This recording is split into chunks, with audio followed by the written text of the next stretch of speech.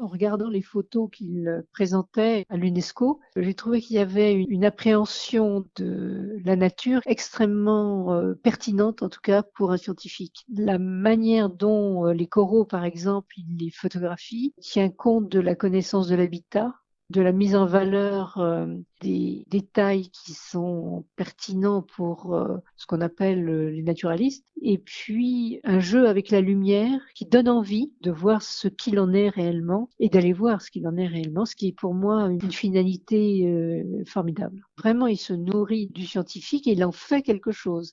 Il met en scène aussi cette connaissance que les chercheurs peuvent avoir autour d'un écosystème et il donne à voir à quiconque la pertinence du regard et l'envie, moi je dirais, d'en savoir plus. Vous venez d'écouter un témoignage de Françoise Gale, biologiste et océanographe spécialiste des écosystèmes marins profonds et de l'adaptation aux milieux extrêmes et présidente de la fondation Ocean Sustainability, abritée par la fondation CNRS. Nous sommes le jeudi 3 octobre 2024 et vous écoutez le 4e épisode de la 9e saison du podcast Faut pas pousser les ISO.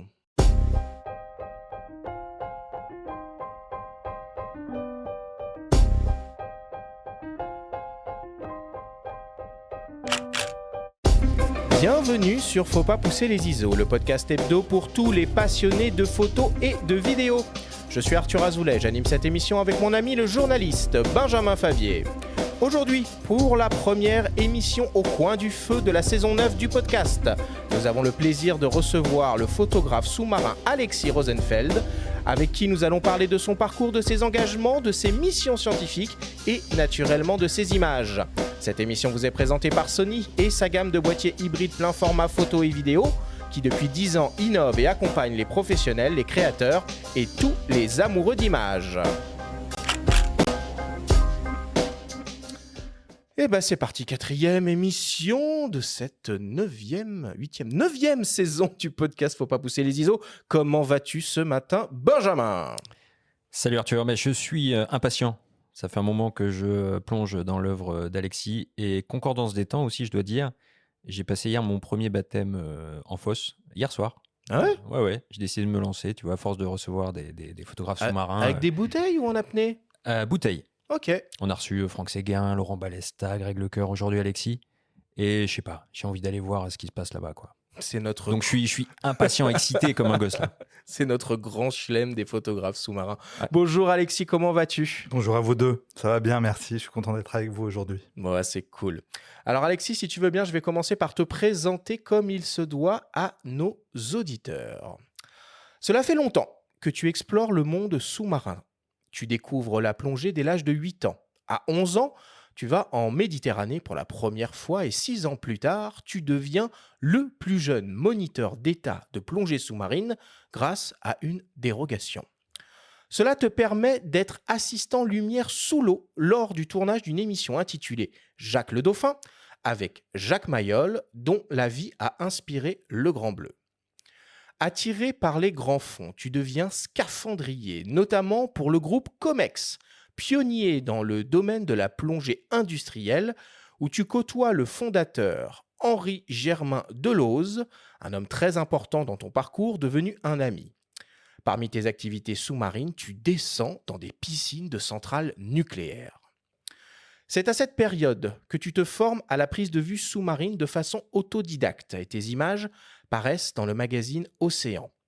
Poussé par tes rêves, tu parviens à collaborer avec le Figaro Magazine et Pascal Bessaoud, ancien responsable du service photo au Figmag, se souvient. Ce qui me revient en mémoire, c'est un garçon un peu solaire, c'est-à-dire qui invitait à la conversation.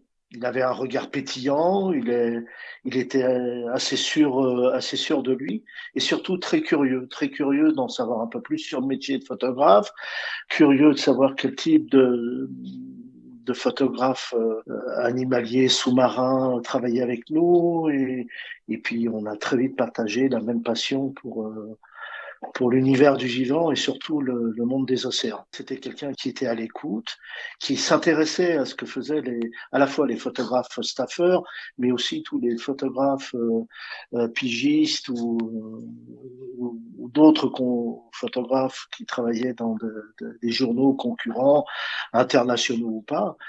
Et il voulait à tout prix faire partie de ce monde-là, de vivre ses aventures, d'être publié et surtout faire partager ses connaissances du monde sous-marin. Il a commencé comme plongeur, mais en piscine. Hein. Il a travaillé dans des centrales. Il a travaillé aussi pour la Comex. Il a fait des plongées profondes. Il a travaillé, il était travailleur sous-marin. Il a travaillé en scaphandre. C'était ce qu'on appelait un pied lourd avant d'être photographe. Il voulait être publié, il voulait être témoin du vivant, mais plus à travers le prisme de la nature et de l'environnement. C'était un sujet qui le passionnait et puis qui l'émerveillait surtout. Et c'est ce qu'il arrivait à transmettre. C'est cette passion, cette envie d'être quelqu'un qui voulait tout bouffer. Et on l'a aidé pour ça et il nous l'a bien rendu. Il est passé de photographe témoin, de reporter, à maintenant je le vois plus comme un lanceur d'alerte, comme quelqu'un témoin de son temps, inquiet de la tournure que prennent les événements, les changements climatiques. Vous l'avez vu à travers ses reportages sur les coraux. Mais malgré tout, il continue à essayer de nous émerveiller. Quand on regarde son sujet sur les migrations de sardines, c'est tellement beau ce qu'il nous a rapporté. On a envie de l'aider à sanctuariser tout ça, quoi. Tu veux réagir peut-être à ce témoignage? Ah bah ouais, je suis touché. Pascal, je suis touché. Pascal, c'est devenu un ami, même si on s'est éloigné géographiquement, mais ça a été un tremplin pour moi et il m'a aidé à une chose, c'est à prendre confiance. Et surtout, il m'a appris la différence entre une image et une photographie. C'est Pascal qui m'a appris ça. Et c'est quoi la différence alors? La photographie, on raconte une histoire, on stoppe le temps, on marque un moment, on fait une phrase. Une photographie, c'est une phrase. Ça peut même être parfois une poésie, et Pascal le sait bien. Il nous a tous coachés. Il était pas là. Je pense qu'il était plus là pour faire vivre des photographes et faire avancer, je pense, la connaissance du monde que pour faire marcher un journal. Voilà, pour moi, c'est un très grand directeur photo, comme il y a eu des très grands comme il y en a eu un ou deux à Paris Match. Il fait partie pour moi, des piliers dans ce monde-là, et surtout, il a été pour beaucoup, un éducateur. Et à cette époque-là, il marchait en binôme. Il y avait avec lui, à la direction de la rédaction au Figaro Magazine, Jean-Marie Montali, qui tutoyait Massoud. C'était complètement fou, en fait. Moi, j'étais dans un monde complètement dingue. Quand Steve Dupont rentrait de mission avec Montali, je faisais le premier. J'étais jeune, mais dans mon éducation, je faisais le premier choix photo. Le premier tri photo des photos de Dupont qui revenaient d'Afghanistan, où ils avaient, avec Montali, passé 10 jours en privé avec Massoud. Pour moi, c'était extraordinaire. Ils m'ont appris mon métier. Ces gars-là qui sont aujourd'hui un peu plus vieux, mais voilà, Pascal, il en parle avec émotion, et quand j'entends sa voix, ça me touche beaucoup. En 1994, tu embarques aux côtés du légendaire commandant Cousteau et de son équipe à bord de l'Alcyone. Tu témoignes de sa dernière mission en mer baptisée l'île des Esprits à Madagascar en tant que photographe de presse. En 2000, tu fais partie de l'équipe de recherche de l'épave de l'avion d'Antoine de Saint-Exupéry, plongeant au-delà de 100 mètres jusqu'à la découverte du P-38 Lightning, dont la trace avait été perdue en juillet 1944. Ces 4 années de recherche sont racontées dans Syntex, la fin du mystère. Tu as publié plusieurs livres et réalisé des expositions partageant de magnifiques images de requins, baleines ou cachalots, mais aussi en emmenant des proches avec toi. Engagé, tu crées avec Claire Monchauzoux et John Jackson One Océan pour, je cite, « explorer, comprendre, émerveiller ». Une organisation qui porte les valeurs de l'UNESCO et tu mènes de formidables missions scientifiques. Ainsi, tu documentes la grande migration du vivant depuis juin 2023 dans le but de sensibiliser le public aux menaces qui pèsent sur la biodiversité au travers de productions photos et vidéos. Enfin, tu es ambassadeur Sony et ta soif d'exploration sous-marine ne semble pas prête d'être étanchée malgré plus de 40 années d'expérience. Voilà pour cette longue présentation qui, j'espère, est à jour, Alexis. Non, c'est bien là. C'est bien, mais on dirait que c'est un peu un discours posthume. Non, mais non, tu n'es pas mort. Tu n'es pas mort. Tu es peu... bien vivant. Pascal parlait de moi au passé, mais quel enfoiré. Il parlait d'un temps où la presse était une presse forte et bien vivante, ce qui est un peu moins le cas aujourd'hui quand même. Oui, mais ce qui ne nous empêche pas, effectivement, ça l'est moins, mais ça ne nous empêche pas de travailler pour la presse, de monter des missions et de les porter tout au long de l'année. Et pour la bio, je tiens quand même à adresser nos remerciements à un autre Alexis Valois, journaliste, auteur de ta bio sur le site de Divergence, et qui a été une source précieuse pour situer ton parcours qui est quand même bien dense. Merci à elle. Allez, on démarre l'émission, comme d'habitude avec le Flash Actu.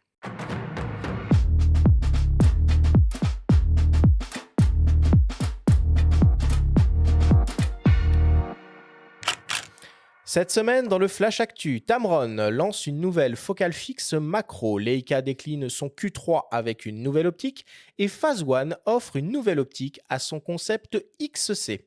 Le Flash Actu vous est présenté par Fox.fr, le site des spécialistes de l'image. Tamron annonce une nouvelle optique et pour une fois, il ne s'agit pas d'un zoom.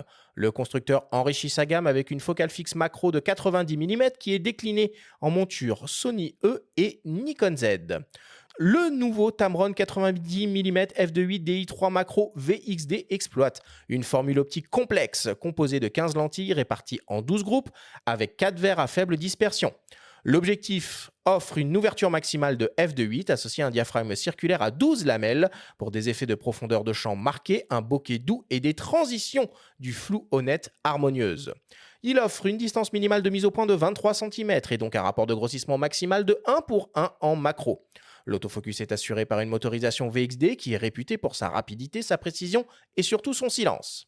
Il mesure environ 13 cm de long pour un poids de moins de 650 grammes. Il est protégé contre les intempéries, dispose d'un limitateur de plage de mise au point, d'une touche programmable et d'une connectique USB-C pour les mises à jour de firmware et la personnalisation avec le logiciel Tamron Lens Utility. Le nouveau Tamron 90 mm f2.8 DI3 macro VXD est proposé au prix de 699 € en monture Sony E ou Nikon Z. Il sera disponible fin octobre. Leica décline son emblématique et très désirable compact expert full frame, le Q3, en une version associée à une nouvelle optique.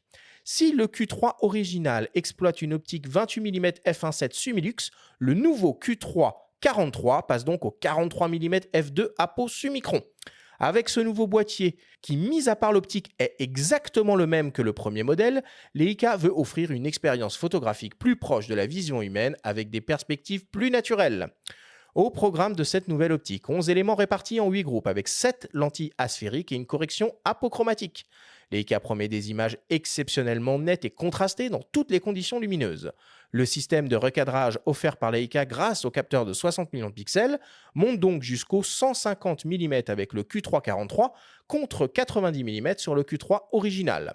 Le nouveau Leica Q3 43 est disponible et proposé au prix de 6 750 €. Et pour terminer, le constructeur de boîtier moyen format Phase One a décidé, comme Leica, de décliner son concept de boîtier tout en un extrême avec une nouvelle optique. Il s'agit donc du XC40, un appareil équipé d'un dos numérique de 150 millions de pixels associé à un corps optique muni d'une focale fixe à mise au point manuelle Rodenstock HR Diragon W40 mm f4, équivalent donc à un grand angle 26 mm sur une base full frame 24-36.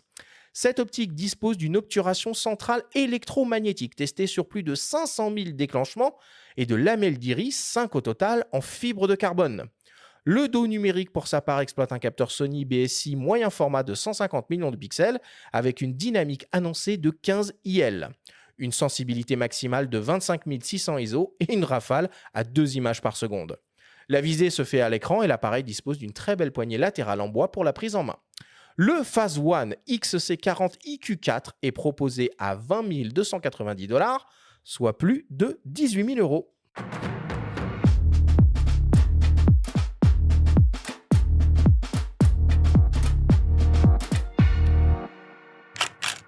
On décline cette semaine les boîtiers avec de nouvelles optiques. Néanmoins, 90 mm macro, monture Sony E. Bon, je sais que tu es ambassadeur Sony, donc tu dois avoir accès à tout le catalogue d'optiques Sony, mais Tamron a une petite réputation quand même dans l'univers de la macro et on peut se réjouir de l'arrivée de ce nouveau 90 mm. Ouais, toi, tu t'intéresses un peu à l'actualité matos, Alexis, ou pas trop? Pas du tout. Pas du tout, ouais. Non, tu mais suis vraiment pas du Ouais. tout. Moi, ce qui m'intéresse, c'est ce que je vais en faire. C'est pas, voilà, j'en ai besoin, donc je vais surveiller ce qui sort, mais voilà, mais sans précipitation. Voilà, aujourd'hui, j'ai mes Alpha One, ils sont très bien. Je les ai depuis un petit moment et ils vont me servir quelques années. Je vois pas l'intérêt d'aller au-delà de ça pour l'instant, pour moi, sous l'eau. On reparlera de toute façon des usages que tu en fais tout à fait. tout au long de l'émission. Après, c'est sûr, comme tu le disais, Arthur, oui, ce 90 mm, il était attendu. On le connaissait en version réflexe. Chez Tamron, c'est très bien qu'il arrive en hybride. Hein. C'était plutôt même attendu, espéré. Prévisible, Donc, presque. ouais, plutôt prévisible. Donc, c'est logique, c'est bien. Moi, c'est surtout la sortie du Leica Q3 43 mm que je trouve très intéressante. Alors, ça du aussi, coup, c'était attendu. Tu vas choisir quoi, le Q3 original ou le Q3 43 ? Après avoir parlé avec mon Pour banquier, ta guide de Papa Noël, là. je pense que je vais plutôt m'acheter des palmes. Mais non, c'est une très belle bête, sans aucun doute. Je ne l'ai pas encore eu en main, mais il reprend l'essentiel du premier Q3. Donc, la construction sera irréprochable, évidemment. Et puis, la visée 43 mm, c'est plutôt intéressant. J'avais démarré sur un Leica CL argentique avec un 40 mm. C'est intéressant, le 40 mm. Entre le 35 et le 50, c'est une vision qui ne déforme pas trop, plutôt standard, assez polyvalente. Bon. Tu voulais nous dire un mot aussi, Benjamin, sur le décès de Yann Morvan ? Oui, parce que la semaine dernière, nous avons consacré une émission exclusivement presque au marché de la photo, au matériel, et c'est vrai que nous n'avons pas pris le temps, mais ça peut-être aurait été déplacé d'évoquer cela lors de cette émission-là, de mentionner le décès le 20 septembre dernier de Yann Morvan, à l'âge de 70 ans. Yann Morvan, un photojournaliste de la trempe de Patrick Chauvel, qui a notamment couvert la guerre du Liban dans les années 80. L'actualité y fait hélas écho. Il était aussi connu pour ses immersions dans les gangs, parmi les blousons noirs, le milieu du rock, dans tout ce qu'il avait de plus marginal. Il a aussi fréquenté le tueur en série Guy Georges, sans savoir qui il était.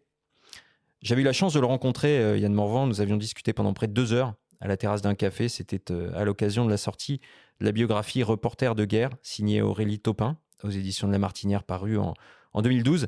Ce bonhomme de caractère, toujours aussi accro à la photographie, nous avait aussi accordé un entretien dans le podcast pour la sortie de son livre 1981. Vous pouvez le réécouter dans l'épisode 13 de la 2e saison, avec celui d'Hubert Védrine, qui en signait la préface. Dimitri Beck de Polka lui a rendu un bel hommage dans sa chronique sur TSF Jazz, ainsi que Michel Puech sur le site L'œil de la photographie. Dans un article du Monde consacré à sa disparition, Jean-François Leroy, directeur de Visa pour l'image, salue un homme très généreux et désigne son travail sur le Liban comme une leçon de photojournalisme.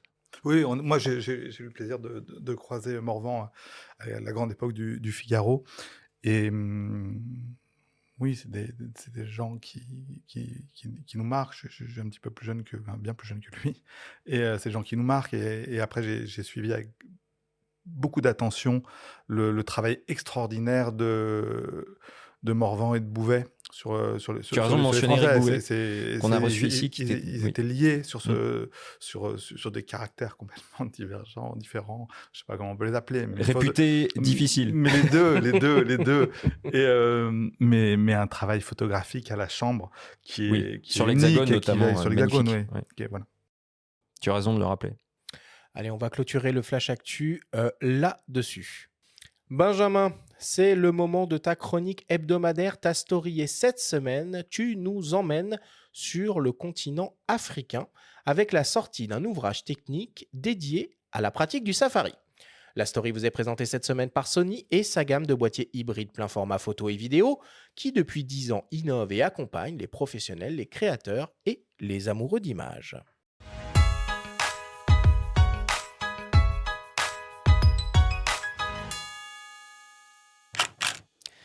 Depuis plus de 40 ans, Francis Bompard trimballe ses téléobjectifs au sommet des pistes alpines immaculées et plus récemment sur celles poussiéreuses dans le bush en Afrique australe.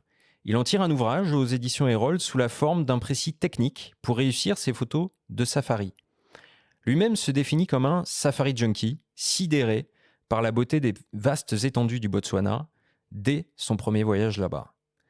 Il prône une approche rustique, loin des essaims de 4x4 qui bordent la rivière Mara lors de la migration annuelle de gnous et autres zèbres entre le Kenya et la Tanzanie.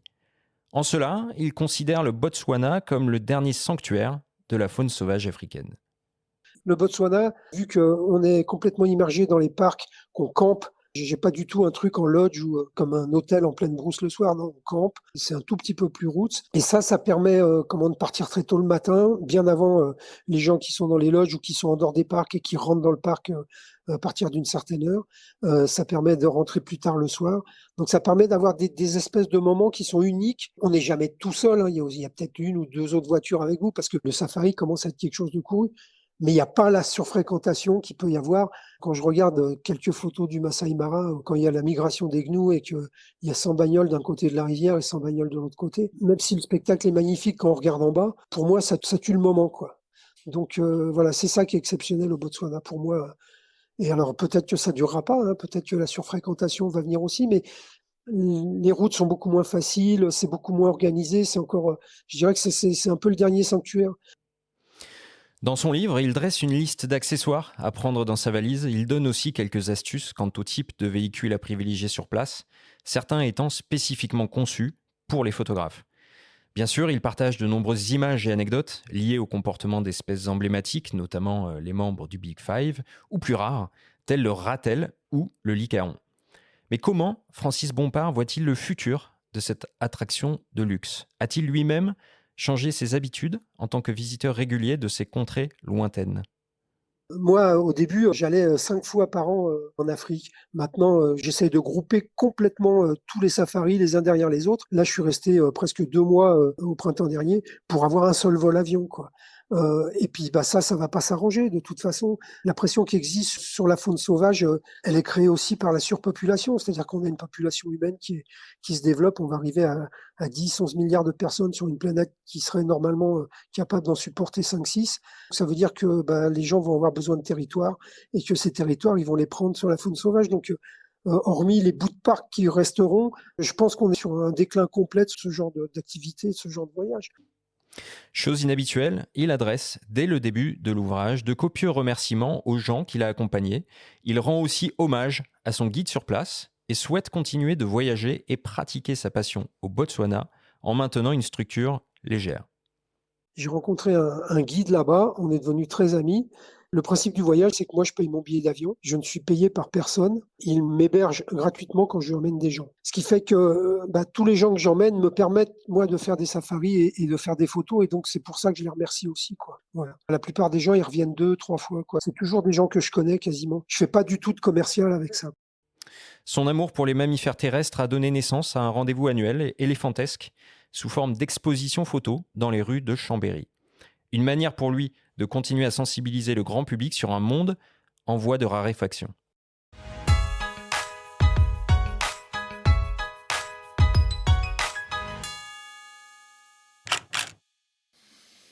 On sent qu'il est un peu tiraillé, hein, Francis Bompard, entre ses propos, ce livre, tout ça. C'est pas simple à aborder. On peut le trouver déjà tout de suite, cet ouvrage, ou il est à paraître ? Le livre, on peut le trouver en librairie. Il rejoint la collection d'ouvrages techniques chez Erol, Les Secrets. Ouais. Il est disponible au prix de 23 € en version papier. On peut aussi le trouver en numérique à 15,99 €. Oui, moi, Francis Bompard, j'ai beaucoup aimé sa générosité, la sincérité de son propos aussi. Il a dépassé la soixantaine, il voyage plus comme avant. mais il renonce malgré tout pas à sa passion et fait en sorte, en revanche, d'être actif, engagé. Les fonds récoltés à l'issue de l'exposition éléphantesque à Chambéry, que j'ai mentionné, sont reversés à des associations. Tout le monde est un peu mis face au fait accompli sur ces sujets-là. On l'a entendu dans le podcast avec Vincent Munier, à la sortie de sa monographie. Il nous avait confié qu'il ne souhaitait plus prendre l'avion. C'est un choix radical qui n'engage que lui, bien évidemment. Il a été très touché à l'époque par l'engouement de nombreux photographes et la surfréquentation, notamment au Tibet, pour traquer, j'utilise à dessein ce mot, la panthère des neiges. Donc, tout cela n'est pas simple et c'est sûr que tous les naturalistes, pas que, mais tous les naturalistes qui souhaitent aller observer la faune terrestre ou sous-marine au loin sont confrontés à ça et j'imagine que toi aussi, Alexis, fatalement. Oui, c'est des discussions qu'on a eues avec Bompard d'ailleurs, régulièrement, assez souvent. Et c'est complexe, c'est-à-dire qu'on a une position, en tout cas moi j'ai une position où je suis là pour transmettre un savoir, pour sensibiliser les gens, donc il y a cette nécessité de déplacement d'une manière ou d'une autre. On ne peut pas vivre sans empreinte carbone, il faut peut-être se responsabiliser et transformer sa manière de faire. Nous, de notre côté, on réfléchit parce qu'on est des gros consommateurs, forcément. En tout cas, plus gros que beaucoup d'autres. Mais on est consommateurs en bouffant de la viande, on est consommateurs en achetant des fringues, on est consommateurs en ayant un habitat mal isolé, etc. Donc tu le fais toi ton bilan carbone ou tu l'as fait? Non, je fais pas mon bilan carbone. C'est flippant. Je fais attention. Je fais attention au mieux. J'essaye de prendre l'avion au minimum. Je mange presque plus de viande. J'ai une attention bienveillante à l'égard de la planète. Mais c'est complexe. Et notre souhait à l'avenir, dans les mois et les années qui viennent, c'est d'essayer de tout faire en bateau, mais c'est pas évident. Et Francis, dans son témoignage, il évoquait un peu la surfréquentation, ce tourisme animalier avec les safaris en Afrique. Est-ce qu'il y a le même phénomène sur l'eau pour aller s'approcher au plus près des grands mammifères? Oui, il y a le même phénomène sur l'eau, sous l'eau, pour s'approcher des animaux. Et je pense qu'il y a un frein à mettre à cela. Il y a un frein sur les approches et les techniques d'approche et sur la quantité de touristes qui vont aller sur certains sites. C'est évident parce que c'est affolant en fait ce qui se passe aujourd'hui. J'ai vu encore il y a quelques jours passer sur Instagram un touriste qui se fait chahuter par une queue de baleine et qui se fait envoyer bouler à quelques mètres au-dessus de la surface. Mais c'est du dérangement et c'est inacceptable. Bon. Merci Benjamin pour cette story. Je vous propose qu'on fasse une petite pause, une petite respiration avant de continuer plutôt cette grande discussion au coin du feu avec toi, Alexis. On revient dans quelques secondes après une courte publicité. Pourquoi choisir les objectifs Sony pour votre hybride Sony en monture E? Avec plus de 70 objectifs disponibles, c'est la gamme la plus complète sur le marché. Elle couvre toutes les focales, de l'ultra grand angle 12 mm au super téléobjectif 600 mm et même 1200 mm grâce au multiplicateur de focales. Les séries G Master et G offrent des formules optiques innovantes, des autofocus à la pointe des technologies basées sur l'IA et un suivi du sujet inégalé, même en mode rafale à 120 images par seconde avec l'Alpha 9 III. Compatible avec tous les boîtiers Sony, de l'Alpha 7 à l'Alpha 9, sur la série ZV ou les caméras Pro Sony FX, ces objectifs conçus en monture E répondent à tous les usages. De quoi satisfaire chaque photographe ou créateur de contenu. Optez pour un investissement durable avec la gamme optique Sony, sans brider votre créativité. Plus d'infos sur sony.fr. Nous sommes de retour dans Faut pas pousser les ISO avec Alexis Rosenfeld pour cette discussion au coin du feu. Capacité d'émerveillement, partage, passion sont des mots qui reviennent souvent dans la bouche des gens qui te connaissent bien. Il y en a un autre qui te définit plutôt bien, c'est le terme aventurier. L'humoriste Guillaume Meurice, qui t'a accompagné sous l'eau, raconte comment il te perçoit et se souvient de la première fois qu'il a vu un requin à tes côtés. Alors, le cas Alexis Rosenfeld. Comment je le connais, cet Alexis Rosenfeld? Parce qu'il est venu voir mon spectacle il y a quelques années au Festival d'Avignon et qui m'avait écrit un message juste après, puis on a dû sympathiser petit à petit. Et c'est lui qui m'a initié à la plongée, parce que c'est la première fois que j'ai fait de la plongée bouteille. C'était avec lui dans les calanques, dans ses calanques, j'ai envie de dire, parce que c'est vrai qu'il connaît le coin par cœur. Moi, je faisais pas mal de snorkeling. J'ai toujours bien aimé avoir la tête sous l'eau et regarder les petits poissons. Mais j'avais jamais tenté l'expérience de descendre un petit peu plus profond. Et donc, c'était avec Alexis. Et c'était un énorme kiff. Évidemment, c'était en plein été, il faisait chaud. Alors, malheureusement, pour les mers, parce que maintenant, on appelle ça les canicules marines ou sous-marines. Mais il faisait très chaud. On n'avait même pas plongé en combinaison tellement l'eau était bonne. Et c'était c'était incroyable. Puis c'était incroyable de le faire avec lui, parce que c'est un mec qui te met en confiance très rapidement, et puis tu sens qu'il maîtrise un petit peu le sujet, eu égard au fait que c'est son métier depuis pas mal d'années. On a vadrouillé un petit peu sous l'eau, c'est une super expérience. Depuis, j'en ai fait un petit peu ailleurs, je lui ai fait des infidélités, j'étais à La Réunion. Et puis, quand il a monté sa mission Sardine Run pour l'UNESCO, donc cette énorme migration de sardines au large de l'Afrique du Sud, il m'a dit « Mais pourquoi tu viendrais pas avec moi sur le bateau quand tu veux, le temps que tu veux, et je t'amène voir un phénomène extraordinaire où tu verras des dauphins, des requins, des fous du Cap qui plongent. C'est assez spectaculaire, évidemment. C'est le truc le plus spectaculaire que j'ai vu, d'ailleurs. Et des baleines, évidemment, j'en oublie les plus gros animaux qu'on a croisés là-bas. Et j'ai plein de souvenirs incroyables, et notamment la première fois que j'ai vu un requin. Alors moi, la première mise à l'eau en Afrique du Sud, j'étais vraiment assez flippé. J'étais pas flippé avant, mais dès que je me suis retrouvé dans l'eau, il y avait vraiment zéro repère. Tu vois pas le fond, tu vois pas, évidemment, il y a aucun récif, il y a rien. Et puis t'as des animaux de partout. Donc c'est à la fois très très beau et très très terrifiant. Mais après, le fait d'être avec Alexis, voilà, ça me rassure. Dès que je l'avais en visuel, je me disais, a priori, il peut rien nous arriver. Et évidemment, je restais toujours près de lui. Et il y a un moment où il passe derrière moi et je me dis, j'ai du mal à ranger un tuyau. Il est en train de bidouiller dans mon gilet.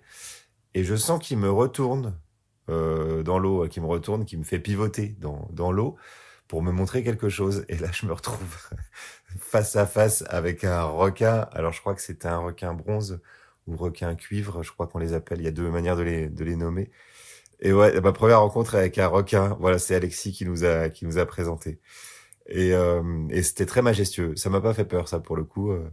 C'est plutôt un animal, en tout cas, qui a l'air très placide sous l'eau. Donc, faut pas aller lui taquiner les moustaches non plus. Mais voilà, Alexis a fait l'entremetteur entre moi et le monde des requins. Et le monde sous-marin en règle générale. Et vraiment, je suis très reconnaissant envers lui de m'amener dans ses aventures. Alors, je précise que Guillaume Meurice a repris du service sur Radio Nova et que vous pouvez écouter son émission qui s'intitule La Dernière tous les dimanches sur la fréquence de Nova et en podcast. Alexis, tu te souviens de ce moment où tu as créé la rencontre entre un humoriste et un requin ? Oui, je m'en souviens très bien parce qu'il était concentré sur, je crois que c'était un banc de sardines où il se passait strictement rien, mais il était fasciné par quelque chose où il ne se passait rien. Et il y a un requin qui a chargé un peu dans les palmes de Guillaume. Donc je suis allé juste un peu protéger les palmes parce que je tiens à ces palmes. C'était un requin bronze alors ou cuivre ? C'était un requin bronze, oui. Qui était bien fat, mais voilà, qui était juste curieux. Mais en fait, j'étais plus inquiet de la réaction de Guillaume s'il s'en apercevait seul que de la présence du requin qui était là par curiosité. En tout cas, il n'était pas avare de mots te concernant sur le cas Rosenfeld, comme il dit. Oui, il aime bien dire le cas Rosenfeld. Voilà, mais il aime bien dire le cas en général. Ça permet de caractériser mettre les choses dans des cases. Les humains. En tout cas, il te voit comme le premier aventurier qu'il côtoie. C'est ce qu'il nous a confié.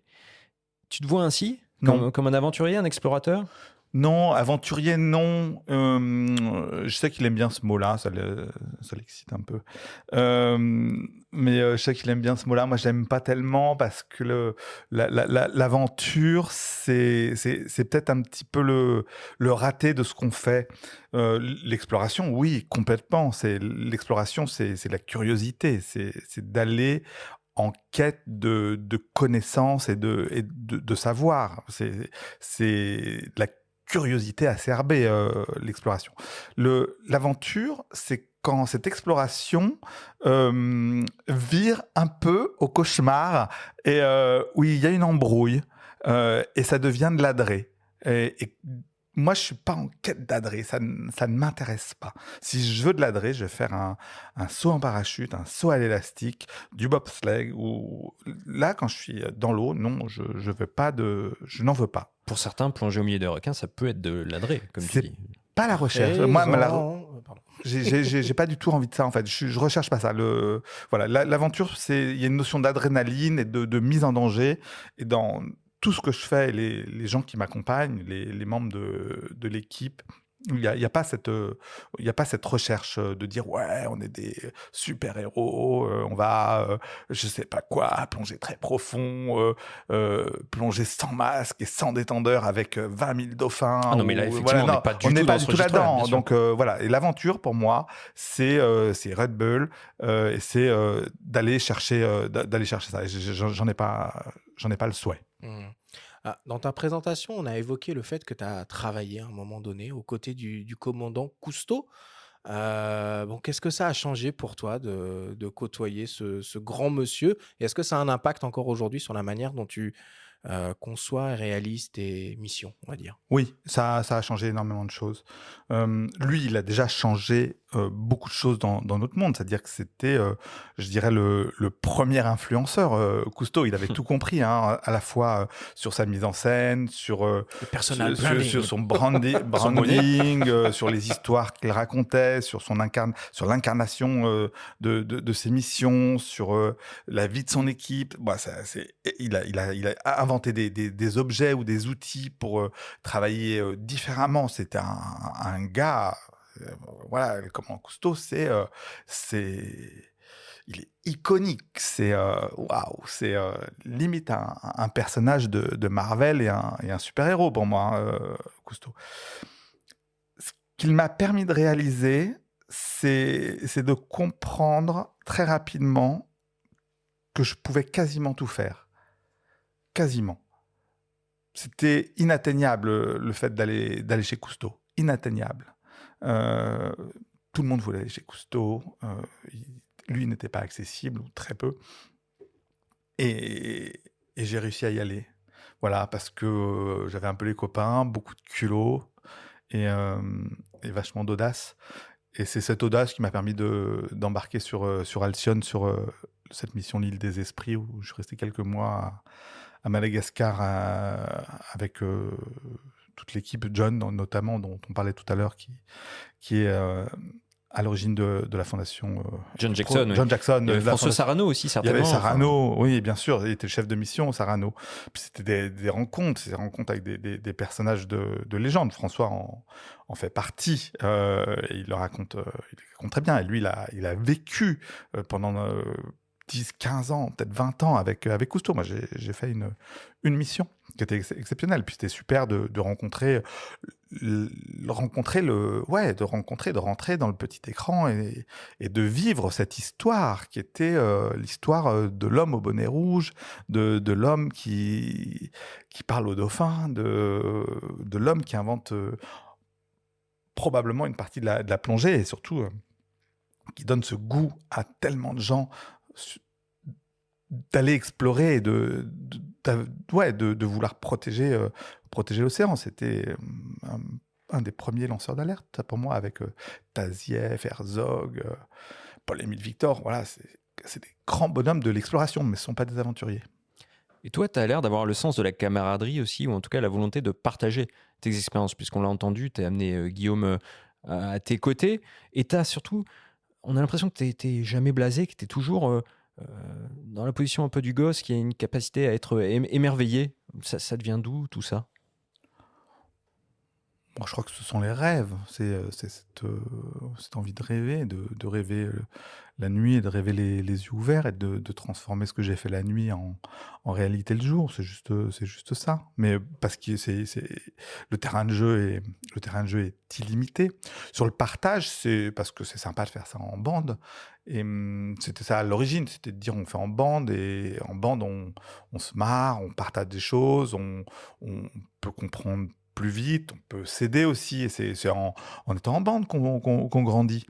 Ensuite, sur la présence de Guillaume sur la grande migration du vivant en Afrique du Sud, et pas que de lui, il y a eu Bill François aussi, qui est l'auteur de l'éloquence de la sardine, c'était de dire on a besoin d'autres types d'ambassadeurs pour ces missions. C'est pas des gens qui vont communiquer sur ce qu'on fait, mais qui vont, comme l'a fait Guillaume là, avec beaucoup de tendresse, je trouve, raconter les histoires et notre manière de vivre les histoires. Donc sur chaque mission, j'ai envie, je souhaite emmener 1 ou 2 ambassadeurs qui ne sont pas du tout des ambassadeurs du projet, mais qui vont être l'ambassadeur de la nature et de ces petits moments qu'on va partager ensemble.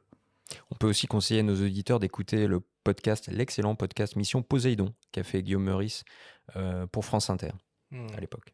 Et la photographie dans tout ça, pour qui, pourquoi? La photographie, pour tout ça, au départ, c'était juste une triche. Mon envie, c'était pas du tout d'aller photographier. J'en avais strictement mais rien à faire, quoi. J'étais pas photographe. Moi, j'avais envie d'aller plonger. Ce que j'aime, c'est de toute façon toujours, hein, ce que j'aime, c'est d'aller sous l'eau et de découvrir des trucs sous l'eau ou de passamment. Parce que dès qu'on est sous l'eau, il se passe quelque chose de nouveau. On peut, c'est inimaginable, en fait, ce qu'il s'y passe. Et la photo, c'était un peu le laisser-passer pour avoir le droit de tout faire un peu comme je souhaitais sans qu'on m'emmerde. Vraiment, c'était ça. Et il y a eu cette rencontre extraordinaire. J'ai commencé la photo, j'étais une catastrophe. Je les ai encore, hein. Je les ai gardés. Je me suis dit, voilà, je les mets au coffre. Et puis des fois, je me dis non, je vais les détruire. Il faudrait pas que ça sorte ça un jour. Mais là, tu parles quoi, sur Terre ou non, mais les deux. Sur Terre, je sais toujours pas en faire. De toute façon, moi, je sais sous l'eau. Et c'est la rencontre avec Pascal du Figaro. Qu'on a entendu tout à l'heure. Et Pascal m'a donné ce laisser-passer en me faisant confiance, des fois à ses dépens. Ça lui a coûté cher parfois, mais à l'époque, le Figaro avait beaucoup d'argent. Et je partais, je ramenais rien, c'était catastrophique. Et il me disait, bon, allez, rentre chez toi. Reviens dans quelques semaines et on rediscute. Et puis je revenais avec un nouveau projet, il me dit tu peux y aller. Et je partais faire des photos. Et donc il m'a appris ce travail photographique qui m'a ouvert les portes de sous-marins nucléaires, parce que je voulais faire ça un jour dans ma vie et embarquer avec tout cet équipage incroyable du Saphir et faire d'autres missions où les lieux étaient inaccessible et il fallait avoir quelque part un commanditaire célèbre ou important et qui était le Figaro Magazine à l'époque pour pouvoir accéder à ces lieux-là. Donc c'était extraordinaire. Et tout ça, tu t'es formé en autodidacte pur? Oui, je me suis formé en autodidacte.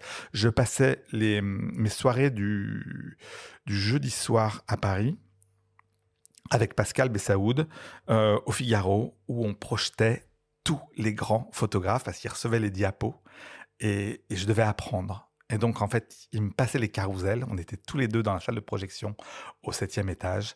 Il me passait les carousels et à la fin, il fallait monter le sujet. Et donc, il me demandait de monter le sujet. Donc, je montais les sujets des plus grands et qui n'étaient pas forcément achetés derrière, mais en tout cas, je travaillais dessus. Donc, je voyais en avant-première des images et des sujets exceptionnels, je pense. Je pense notamment où j'avais été marqué par le travail à l'époque de Patrick Robert, pour moi, qui était un génie du news. Et quand il revenait je me rappelle quand il revenait de Sierra Leone, c'était juste sublime. Et puis après, il y a eu tout ce travail avec d'apprentissage où on m'emmenait à Visa pour l'image, où on m'emmenait dans les grands festivals pour apprendre et regarder les autres. Et c'est en regardant les autres, c'est beaucoup en regardant les autres que j'ai appris et que je continue à apprendre et à comprendre. Mmh. Et comment tu fais pour... à quel moment plutôt tu sais que tu tiens une bonne image? Est-ce que ça se passe directement sous l'eau au moment où tu l'as fait? Ou est-ce que ça se passe sur terre, à tête reposée, avec un peu de digestion, entre guillemets, tout ça? Non, c'est immédiatement. Immédiatement. Immédiatement. Une fois que j'ai appuyé, je sais que l'image est... Je sais que je l'ai, en fait. Je peux pas te l'expliquer, mais je sais que je l'ai. Ça depuis combien de temps? C'est récent ou... Non, non, non, parce que c'est au moment où j'ai commencé à avoir un petit temps d'avance sur ce qui allait se produire, en fait, à comprendre, en fait, que j'étais de mieux en mieux dans mon environnement marin. Est-ce qu'il va y avoir des photos quand même dont tu vas être plus particulièrement fier? Là, je repense à cette photo complètement dingue où on voit deux fous du Cap plonger autour d'un gars en bouteille. Oui. On dirait de l'IA presque, enfin, de C'en est- l'intelligence artificielle. C'en est Alors, pas. C'en oui, est pas. on se doute bien que ça n'en est pas, Mm. mais quand on la voit, elle est tellement forte, cette photographie. Est-ce que, je sais pas, elle fait partie d'un petit best-of que tu as comme ça? Ouais, elle est bien, celle-là. Ouais, elle est bien, ouais. Elle est bien, et on s'est bien marré, quoi.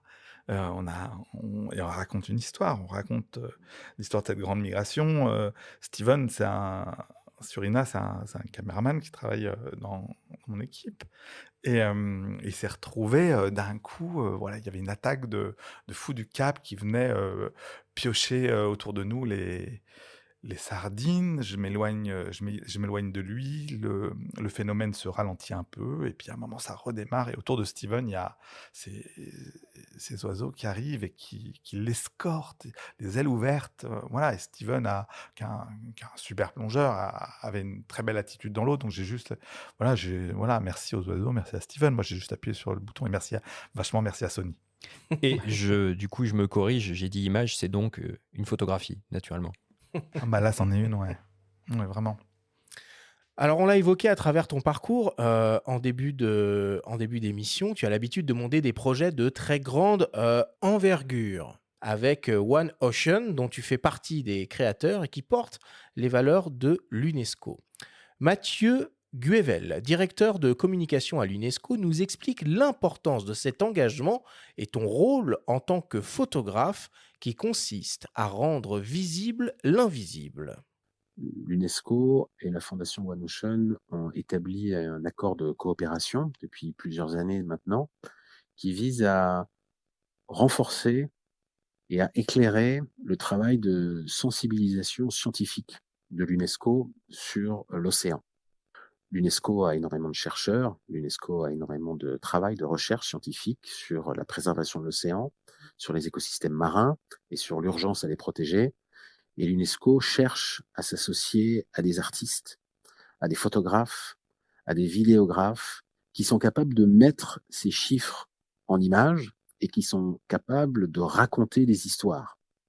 L'océan, bien évidemment, pour l'extraordinaire majorité de la population mondiale, c'est quelque chose qu'on ne voit pas et c'est pourtant quelque chose dont on dépend. Donc il faut faire ressortir l'invisible, faire ressortir ce que l'on ne voit pas suffisamment. Et le travail d'Alexis Rosenfeld est assez unique en ce sens. Il y en a d'autres, mais le sien en particulier est vraiment puissant. Qu'il s'agisse de raconter la plus grande migration du vivant au large des côtes est de l'Afrique, ou qu'il s'agisse d'explorer la fragilité des coraux, et aussi, paradoxalement, comment ils parviennent à résister à des phénomènes de réchauffement particulièrement inquiétants. Qu'il s'agisse d'alerter sur les phénomènes de tsunami dans la Méditerranée, qu'il s'agisse de sensibiliser à l'existence des forêts sous-marines. À chaque fois, la Fondation One Ocean est au rendez-vous et Alexis Rosenfeld rapporte de missions d'exploration des images de toute première qualité, qui sont non seulement importants pour l'UNESCO dans son travail de communication, mais aussi pour les scientifiques de l'UNESCO et de la Commission océanographique intergouvernementale qui regardent ces images et qui les intègre dans son travail de sensibilisation et de recherche.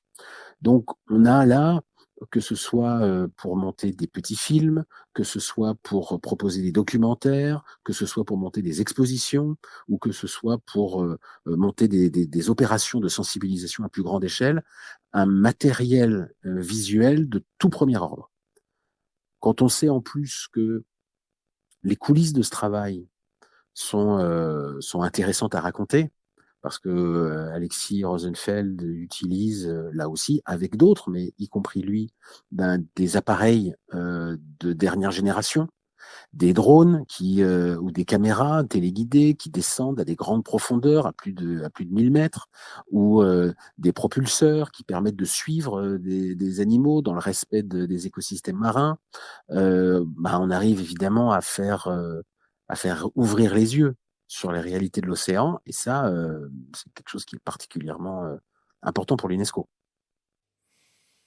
Tu peux nous parler un peu de One Ocean, du On coup? connaît bien le dossier, Mathieu Guevel. Il n'a pas trop hésité quand on l'a interviewé. Hein. Il bute pas trop sur les mots. One Ocean, c'est un projet d'exploration. J'ai lancé avec l'UNESCO en 2018, au moment de l'année internationale pour les récifs coralliens. C'était vraiment le début de la collaboration avec cette grande maison. L'idée, c'était de parler des coraux et des services rendus par ces récifs coralliens à travers le monde, sur ce qu'ils pouvaient apporter à l'humanité. Et la suite a été assez évidente quand on a reparlé de la décennie des Nations Unies pour les océans. Qu'est-ce qu'on pouvait construire ensemble? J'ai proposé ce projet One Ocean, qui était un projet d'exploration. Et l'idée, c'était, voilà, ce que dit Mathieu Guevel très bien, l'idée, c'est de rendre visible l'invisible. Et ça, c'était quelque chose d'essentiel. C'est-à-dire qu'on ne peut protéger que ce qu'on connaît et ce qu'on aime. Et l'idée, c'était, à travers différentes séquences, au cours des années, raconter les histoires de l'océan, revisiter l'océan. Alors, tout simplement, reprendre cette notion d'exploration dont on parlait tout à l'heure, et de dire, depuis les années Cousteau, qui sont loin maintenant, aujourd'hui, avec ces caméras ou appareils photo, les Alpha One dont je parlais tout à l'heure, je peux photographier des choses que je ne pouvais pas photographier avant.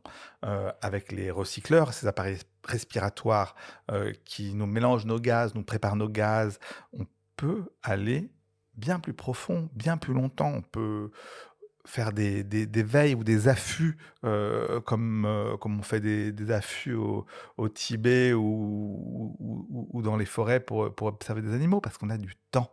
Et cette évolution technique et technologique nous permet de réexplorer des zones déjà connues avec un autre regard, une autre attention. Et ça, c'est pour moi extraordinaire de dire, je retourne à un endroit qu'a visité un tel, ou que j'ai visité moi il y a quelques années, et de à nouveau pouvoir le raconter différemment en disant, maintenant, je le vois comme ça. Parce que je peux faire cette image dans cette zone sombre où il y a très peu de lumière, et en sortir quelque chose et voir un comportement que je ne pouvais pas voir ou qu'on ne pouvait pas voir avant. Et ça, c'est assez extraordinaire. On va y revenir à l'aspect matériel, mais ce luxe du temps, il t'est peut-être aussi octroyé grâce au soutien de l'UNESCO. Qu'est-ce que ça apporte? Ça oblige aussi, non? Bien sûr, ça oblige l'UNESCO, c'est super classe. Mais en dehors de ça, c'est une notion d'éthique et de valeur, à la fois dans les missions qu'on prépare, dans la manière dont on les mène, et aussi la façon de les restituer. On doit raconter des histoires fiables et sincères, et on doit les offrir au plus grand nombre. Et c'est ça, ce lien avec l'UNESCO, qui est mon super sponsor. Alors, pourquoi le super sponsor? Peut-être pas en termes d'apport financier, mais c'est un super sponsor parce que il représente toutes ces valeurs. Il représente les valeurs toutes les valeurs de l'éducation, de la transmission, de la connaissance, du savoir, du partage. Et ça, c'est extraordinaire. Et c'est un grand sponsor aussi pour moi, parce que il n'a pas d'étiquette commerciale. Et ça, c'est vachement facile en fait d'aller quelque part avec cette étiquette UNESCO. Ça m'ouvre énormément de portes, évidemment. Et ça, ouais, voilà, je suis hyper fier de revêtir les habits de cette maison qui est pour moi la maison de l'humanité.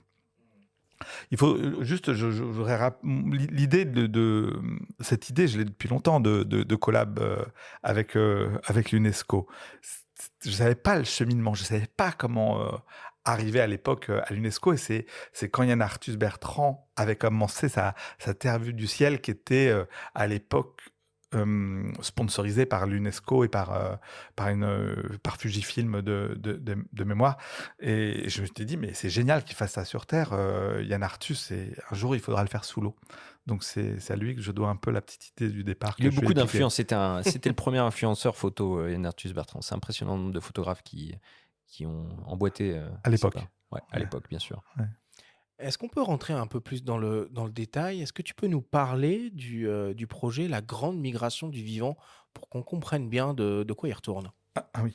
La Grande Migration du Vivant, c'est parti d'une annonce. Je crois que c'était un commentaire ou un post de Claire Nouvian chez Bloom sur le risque de forage sur la côte est africaine. C'est une zone terrible en termes de météo, de courant et de tempêtes. Toute la partie sud et la partie... le Mozambique, canal du Mozambique, le canal du Mozambique, le sud du canal, le grand sud du canal. On est sorti du canal du Mozambique, on est sur la côte sauvage d'Afrique du Sud, et les grands majors pétroliers dont Total prévoyait de forer à 1000 mètres de profondeur dans des conditions extrêmes, ce qu'ils n'avaient jusqu'alors jamais fait, et on mettait en risque à la fois toute la biodive et on continuait en fait cette exploitation d'énergie fossile. Il y avait quelque chose de complètement indécent à ça.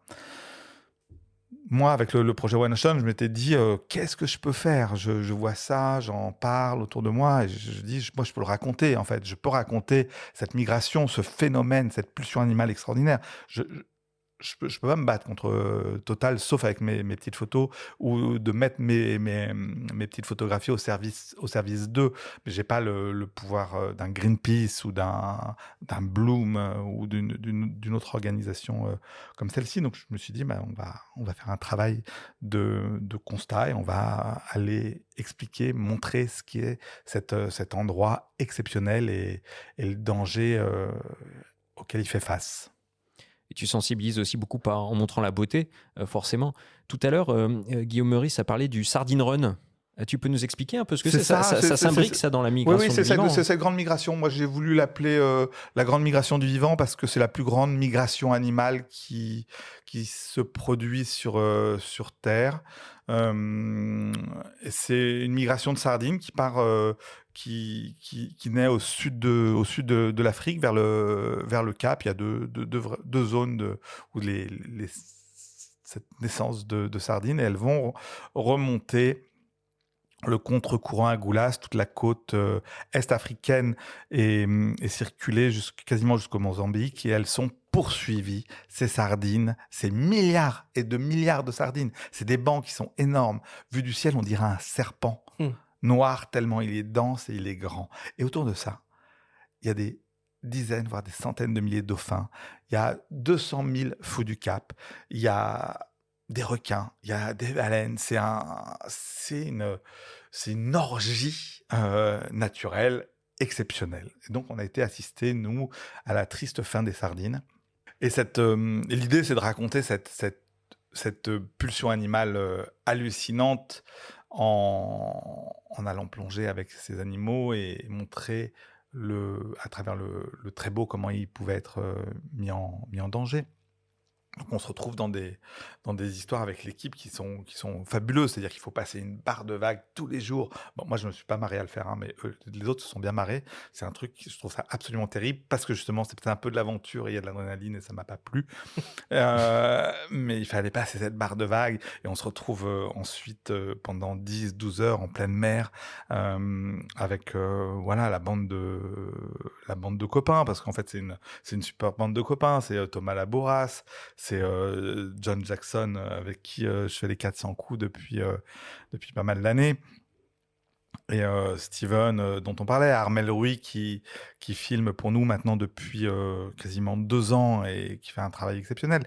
Et on est tous ensemble dans cette envie de raconter des histoires extraordinaires. Donc, quand tu parlais tout à l'heure de l'organisation de grandes missions, c'est en organisant des grandes missions qu'on peut aussi raconter des histoires extraordinaires parce qu'on a plus de moyens, on va passer plus de temps et il va nous arriver plus de choses, on va pouvoir raconter plus de choses. Parce que quand on raconte l'histoire du vivant, on raconte notre histoire à nous. Bon. On va parler un peu matos maintenant. Mais oui. Alexis, tu as évoqué l'utilisation de tes boîtiers, des Alpha One, mais qu'est-ce qu'il en est des optiques, des caissons, enfin avec quoi tu bosses sous l'eau? Alors, sous l'eau, je travaille avec des flashs. Je travaille avec des flashs, la plupart du temps avec des flashs sous-marins, qui sont des flashs de chez Sicam, encore aujourd'hui, qui ont une très belle lumière et qui me permettent de flasher à grande vitesse. Ça m'intéresse beaucoup. En optique, alors, en optique, j'étais là presque tout le temps. Je suis pas un bon client pour vous pour ça parce que je suis très monomaniaque en fait. Je n'utilise pas grand-chose. J'ai beaucoup de matériel, mais c'est souvent beaucoup le même matériel et au cas où. Moi, j'aime bien le au cas où, toujours le plan B. Donc, j'ai toujours au cas où un deuxième caisson qui est prêt. On a aussi du film. Donc, quand on a un caisson avec des alphas, on va filmer. Dans les missions, c'est souvent 4 Alpha One, 2 A7S3. En optique, je suis en 16-35. Ok. Sur les deux versions du 16-35 de G-Master, ouais. G-Master, hein, le 1 et le 2. Aujourd'hui, on fait développer les caissons. C'est ce qui est en train de se passer. On a un nouveau caisson 1000 mètres qui va sortir dans présenté à Amsterdam que j'ai présenté à l'IBC Amsterdam. Alors, parle-nous un peu de ce Exactement. caisson. Ça, c'est une idée saugrenue. Et, Encore une. Oui. Mais on peut vivre qu'avec des idées saugrenues, je crois. C'est bien d'arriver à transformer ces petites débilités du cerveau en réalité. Ça permet de se marrer et puis de créer des choses extraordinaires en équipe.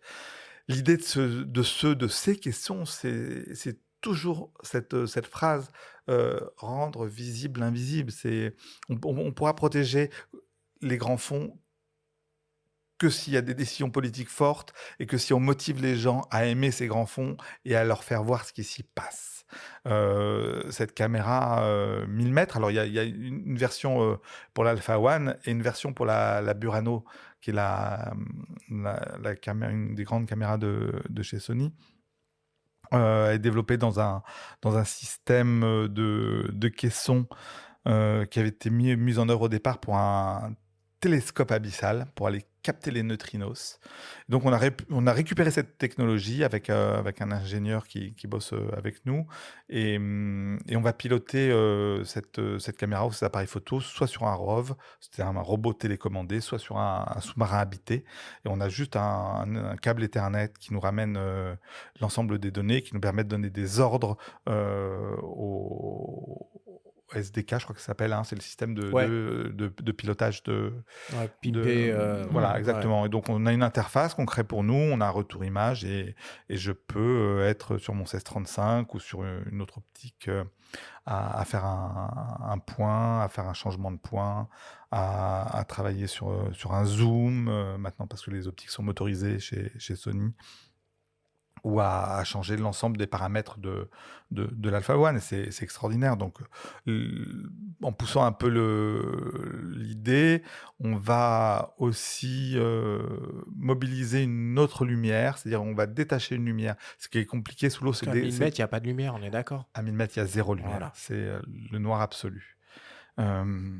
Sauf si on croise peut-être un petit poisson lanterne, mais ça, Ah, c'est un autre sujet. c'est un autre sujet. Donc la lumière, ça sera de la lumière HMI, qui sera, je l'espère, portée par un autre robot pour pouvoir faire des éclairages indirects et ce qu'on cherche sous l'eau. Et tout ce projet de développement a été en partie cofinancé par Sony et par le CNC. Ah oui, tu obtiens des subventions pour ça. Là, c'est presque Bien un sûr. projet cinématographique, mais c'est génial. Mais ce que tu disais tout à l'heure, et c'est hyper intéressant et vertigineux à la fois, c'est que du coup, tout cela, tu peux retourner en fait d'année en année sur les mêmes lieux qui ont déjà été explorés, mais tu les vois différemment, quoi, au Oui. gré des technologies. Et ça, c'est complètement dingue. Alors, je les vois différemment au gré des technologies et de ce que nous offre la nature et de ce qu'en fait l'homme aussi, parce que il y a des endroits où ça a été assez admirable. Je pense notamment à la réserve naturelle du Cap-Roux, où nous, c'est pas notre technologie qui a eu à avoir c'est pas la technologie qui nous a permis de voir le changement. C'est des zones qui ont été protégées et on a pu y retourner parce qu'il y a eu une forte prise de conscience et de protection de ces zones-là. Mais la technologie va nous permettre d'aller voir des choses qu'on n'a jamais vues et c'est ce qui va se passer à 1000 mètres, 2000 mètres, 3000 mètres de profondeur. Oui, ça c'est pas que nous. Et juste quand on voit des photos making-of, il en parle. Mathieu Guével, dans son témoignage, il parle des making-of, c'est très spectaculaire, parfois l'attirail, avec des bras dans tous les sens. Comment ça se passe sous l'eau? Comment vous bossez en équipe? Et comment, par exemple, sur un sardine run, comment vous vous positionnez?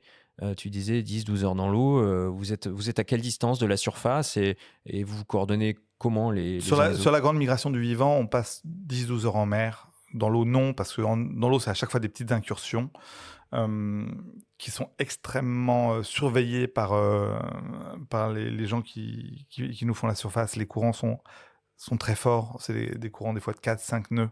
Donc voilà, on est vite perdu. Donc il y a une attention particulière à notre sécurité. Et on essaye de faire des rotations pour pas se gêner. De pas trop mélanger les photographes avec les vidéastes. Ils sont pas copains, ils ont jamais été et ils ne seront jamais copains. Voilà. Tu n'as pas besoin de nous convaincre de ça. Voilà. Donc on essaye sauf si on a besoin d'être filmé, on essaye de pas trop mélanger ça. Et ensuite on a des observateurs, c'est des gens qui vont repérer pour nous le phénomène, savoir s'il y a une nécessité d'aller à l'eau ou de pas aller à l'eau. Et ensuite il y a tout cet attirail que vous voyez sur les images, qui effectivement est impressionnant et qui des fois nous oblige à embarquer une 50aine de kilos pour une seule plongée. Alors, quand on échange avec les personnes qui gravitent dans ton entourage, il est beaucoup question de passion te concernant, mais aussi d'engagement et même de combat. Claire Nouvian, fondatrice et directrice générale de l'association Bloom et militante écologiste, porte cette voix. Elle explique pourquoi tes images sont d'une importance cruciale pour éveiller les consciences et ne pas oublier tous les phénomènes qui menacent actuellement les fonds marins. Alexis Rosenfeld est vraiment l'un des plus grands photographes sous-marins qui soit vivant aujourd'hui, sans aucun doute. Son travail, d'un point de vue artistique, est vraiment spectaculaire. Mais aussi, je pense qu'il a une contribution qui dépasse la seule performance artistique, puisqu'il est immergé, au sens propre, dans le milieu marin et en étant témoin direct de ce milieu qui change, qui est bouleversé par nos pratiques, par la destruction qui est générée par toutes nos activités humaines. Il a vraiment la capacité de mettre en image, d'une part, la beauté d'un monde qu'on devrait défendre, d'un monde animal qui a des interactions complexes et riches dans son milieu, mais aussi la fragilité de cet environnement-là. et ces changements. Par exemple, ce travail sur le blanchissement des coraux, en fait, ça permet quand même de voir en image les pertes qui sont les nôtres. Donc, sa contribution, ouais, elle est vraiment d'une importance capitale parce que on oublie, on a tendance à tous, en fait, on a tendance à subir, tous autant qu'on est, le phénomène de shifting baseline, c'est-à-dire de glissement de paradigme, et donc de souffrir d'une amnésie collective qui s'installe, non pas du jour au lendemain, mais progressivement dans la durée. Et donc on a oublié ce qu'étaient des océans abondants, avec une vie en profusion, en termes de richesse de la biodiversité, mais aussi de biomasse, ces volumes qu'il y avait de poissons, de mammifères marins, de coraux, d'herbiers, etc. Toutes ces forêts animales qui devraient aujourd'hui encore caractériser l'ensemble de nos fonds marins, que ce soit des coraux d'eau froide, des coraux d'eau tempérée ou des coraux d'eau chaude. On devrait avoir partout autour de nous ces forêts animales sous l'eau. Et aujourd'hui, en fait, ce sont des résidus de cela qu'on conserve par endroits dans leur intégrité, et que quelqu'un comme Alexis Rosenfeld photographie et nous rappelle ce que devrait être un océan sain, un océan en pleine santé. Et ça nous donne non seulement une photographie un peu de ce qu'on doit atteindre, mais c'est comme si on avait une petite fenêtre sur le passé et qui nous donne le point d'horizon de là où on doit aller. Et de ce point de vue-là, je pense qu'une contribution aussi importante d'un point de vue photographique a une dimension un peu militante. Juste pour prolonger le témoignage de Claire Nouvian, lundi 30 septembre, lundi dernier, il y a un rapport de l'Observatoire européen Copernicus qui a indiqué que le rythme de réchauffement des océans a presque doublé depuis 2005. Quand tu entends tout ce que dit Claire, qu'est-ce que tu ressens et comment tu vois, toi, toute cette évolution depuis tes premières plongées en scaphandre jusqu'à aujourd'hui? Moi, je suis touché d'entendre Claire raconter le travail d'Alexis Rosenfeld. Ça me... Un des plus grands photographes. Non, mais ouais, n'en jetez plus. C'est une référence. Elle parle pas au passé en plus. Non, non. Merci Claire de parler de moi au présent. Oui, c'est touchant. Ce que je pense, c'est le paradoxe qui est hyper complexe et je ne sais pas comment l'être humain peut être aussi tordu pour avoir autant d'informations de gens qu'on a entendus ici. Et je pense à Claire, mais aussi à Françoise Gail, qui était au début, qui est quand même en collaboration étroite avec le GIEC.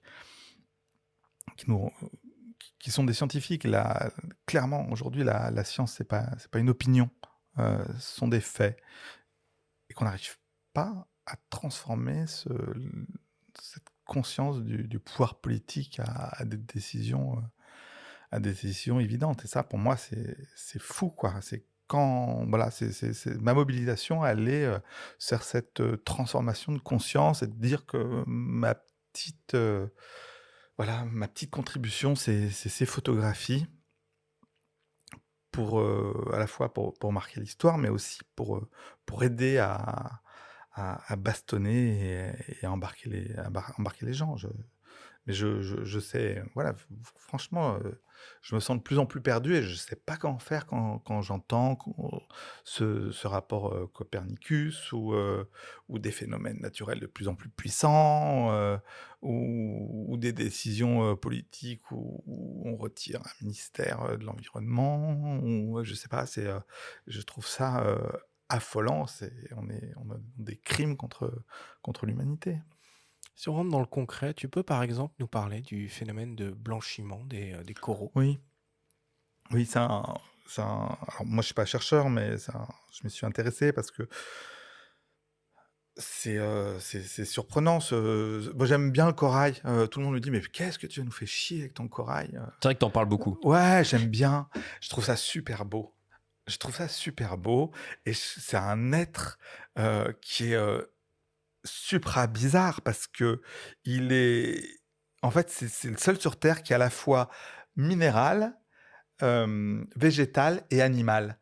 Donc et c'est le seul animal, c'est la seule entité vivante qu'on peut voir de l'espace. Je trouve ça génial. Donc voilà, moi j'aime le corail. Puis il y a tellement de formes, tellement beau.